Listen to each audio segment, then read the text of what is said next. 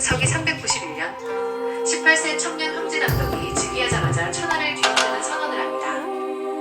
고구려의 독자적인 연호, 영락, 영원한 즐거움. 하늘의 호소이라는 추방 때부터 내려오는 천손사상에 대한 자부심을 천하에 널리 알리겠다는 포부였습니다.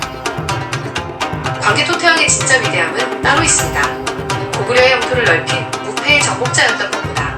2000년 동아시아 역사의 영토를 우리 민족의 무대로 확장시킬 수 있도록 한 불세출의 대전략가, 그야말로 그랜드마스터였습니다.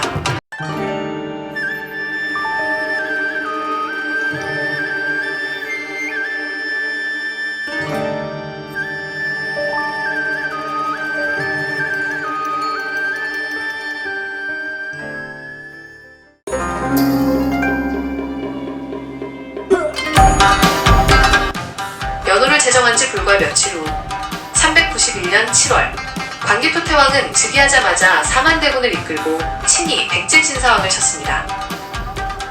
석현에서 백제의 핵심 장수 진가모를 찬살, 4길로 나누어 백제의 성 12개를 순식간에 함락. 하지만 진짜 목표는 따로 있었습니다. 10월 수군과 육군을 7길로 나누어 관미성을 공격했습니다.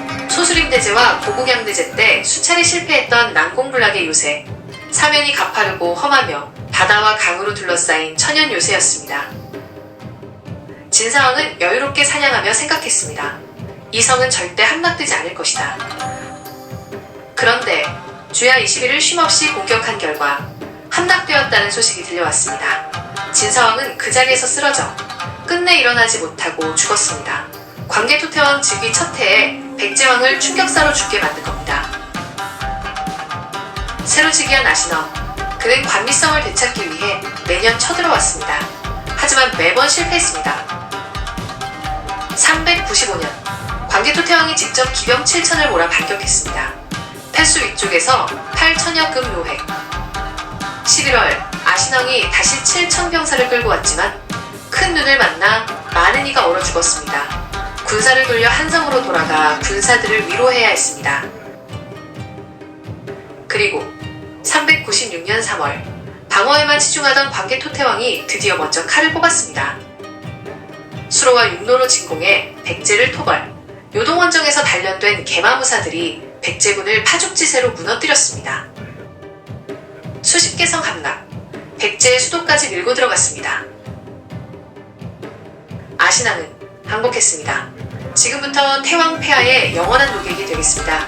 남녀 1000명, 세포 1000피를 바치고 동생과 대신 10명을 인질로 보냈습니다. 백제를 고구려의 속국으로 만든 것입니다. 하지만 아신왕은 포기를 모르는 남자였습니다. 자신의 아들 전진태자를 외로 보내 외와 연합을 강화하기 시작했습니다. 신라를 통해 고구려의 후방을 치려는 음모였습니다. 아신왕이 외와 연합해 신라를 치려는 것, 이건 사실상 신라가 고구려의 보호체계 하에 있었기 때문이었습니다. 광개토태왕이 즉위하자마자 392년 정월, 신라왕 내무랑이 사신을 보내 2딸을 바치면서 시첩으로 삼아달라 청했습니다. 광개토태왕은 내무랑의 2딸 운모와 하모를 좌우소비로 삼았습니다. 그리고 내무랑의 조카 보금을 고구려로 불러들여 누나 천성과 혼인시키고 고구려에 머물게 했습니다. 볼모이자 훗날 신라왕으로 만들 부마국 프로젝트였습니다. 393년 여름, 외가 금성을 닷새 동안 포위했다가 물러나자 추격하여 독산에서 모조리 격파, 독산 참회. 399년, 외가 신라 변방을 침범하자 5천 기병 파견. 7월, 신라의 황충이 일자 속국이 된 백제에게 명령했습니다. 신라의 곡식을 날라다 주라. 하지만 아신왕은 겉으로만 따르는 척했습니다. 실제로는 외와 혼인동맹을 통해 신라를 공격하려 했습니다. 백성들을 징집하고 병마를 징발했지만 많은 백성들이 식량을 가지고 신라로 귀부했습니다. 400년, 결국 백제, 외가의 연합군이 신라를 공격했습니다. 서라벌까지 빼앗겼습니다. 광개토태왕은 즉각 5만 대군을 파견했습니다. 서라벌을 수복하고 외를 낙동강 하구까지 격퇴했습니다. 임나, 알라, 가랑 모두가 입주했습니다. 남방이 완전히 평정되었습니다. 이건 단순한 승리가 아니었습니다. 백제 신라 신라 외 사이의 국제 네트워크를 차단하는 대사건이었습니다. 백제 내부에서는 태씨와 목씨 등 친고구려 세력이 부상했습니다. 백제는 이후 약 20년간 북진을 중단하게 됩니다. 402년 6월 내물왕이 세상을 떠났습니다. 광개토태왕은 춘태자를 금성으로 보내 조상하고 복음을 신라의 주인으로 천섬을 신라의 비로 책봉했습니다. 실성왕이 신라의 왕으로 즉위했습니다. 내물왕의 직계도 아닌 실성을 왕으로 세운 것, 신라에 막강한 정치적 개입을 한 겁니다. 신라는 완전히 고구려의 부마국이 되었습니다. 403년 7월 아신왕이 신라를 침입했지만 광개토태왕이 군병을 파하라고 명하자 능히 교전하지 못하고 물러났습니다. 404년 5월 요동전선이 다시 시끄러워졌습니다. 도망갔던 모용이가 용성에서 반란을 일으켰습니다. 북면에게 명하여 토벌하게 했지만 모용이가 죽기로 버티어 빼앗지 못했습니다. 405년에도 또다시 쳐들어왔습니다. 후야는 이미 광개토태왕의 요동 탈환 전쟁으로 수명이 다했지만 모용선비 왕가가 정리되지 않는 한 계속 고구려의 골칫덩이가 될 가능성이 컸습니다. 그때 외가 대방에 쳐들어왔습니다. 북면에게 군사를 움직여 외선을 공격하겠다니 목을 베고 사로잡은 수를 헤아릴 수 없었습니다. 외 조정이 사신을 보내 사죄했고 광개토태왕은 서구를 외의 땅으로 보내 진상을 알아보게 했습니다. 광개토태왕은 이제 보다 확실한 방식을 쓰기로 했습니다. 단순히 군사를 보내 패퇴시키는 방식이 아니었습니다. 405년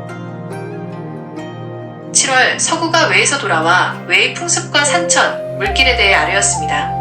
광개토태왕이 독자적으로 외와 외교를 통해 외의 조정을 장악해 나가고 백제와 외 사이의 네트워크를 차단해 나가고 백제 고립을 꾀하고 있다는 뜻이었습니다. 그리고 405년 9월 백제왕 아신이 죽었습니다. 갑작스러운 죽음, 반대파에 의한 시해였습니다.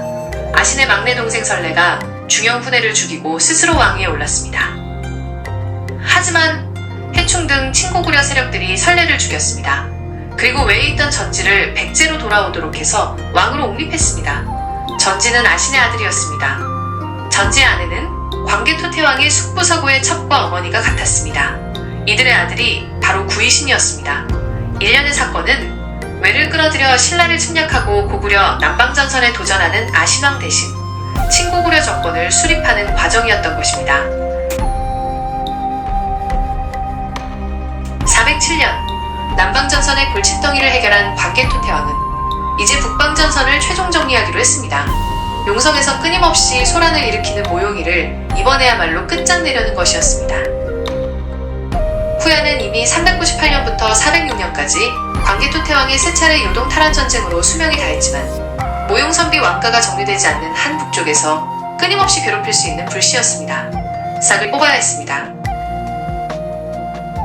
광개토태왕은 몇 년간 물밑에서 모용 왕가의 한 남자를 조용히 접촉했습니다. 고구려계 모용은 본명 고은, 고구건제 때 후야는 포로로 끌려간 고구려 귀족 후손. 고구려계 혈통으로 모용고의 양자가 되어 후yan 왕족이 된 자였습니다. 광개토태왕은 모용운과 풍발을 지원해 내부에서 후yan 정권을 패망시키는 방식, 즉 내부 쿠데타를 지원한 것입니다. 때가 이르렀다고 판단한 407년 2월 북년과 해성에게 명하여 5만 대군을 이끌고 모용이를 정벌하게 했습니다. 장부의 서쪽에서 싸웠습니다. 모조리 죽여서 쓸어냈습니다. 갑옷만벌을 노획했으며 전쟁용 소모품과 무기류는 그 수를 셀 수도 없었습니다. 408년 3월 고운이 찾아와 공물을 바쳤습니다. 신하되기를 청하며 찾아와 의탁했습니다. 광개토태왕은 이미 400년부터 406년 사이 후ян과의 전쟁에서 군사적으로 압박을 가하고 이를 이용해 내부 반란과 정권 교체를 유도했던 것입니다. 결과적으로 후yan 멸망 후 고구려계 북yan 성립의 흐름은 광개토태왕의 정치 군사적 설계 결과였습니다. 광개토태왕이 이룬 것은 단순한 정복이 아니었습니다. 영토를 넓힌 것보다, 즉 고구려를 중심으로 백제, 신라, 부여 등 만주와 한반도 일대에서 활약한 고대 국가들이 우리 민족이라는 동질성을 만들어낸 것, 광개토태왕이 2000년 이상 가장 위대한 천자로 우리 역사에 남아있는 이유입니다. 다음 회에선 열도에 남겨진 광개토태왕의 정복전쟁과 장수왕에게 이어지는 동아시아 최강국 고구려를 찾아가 봅니다.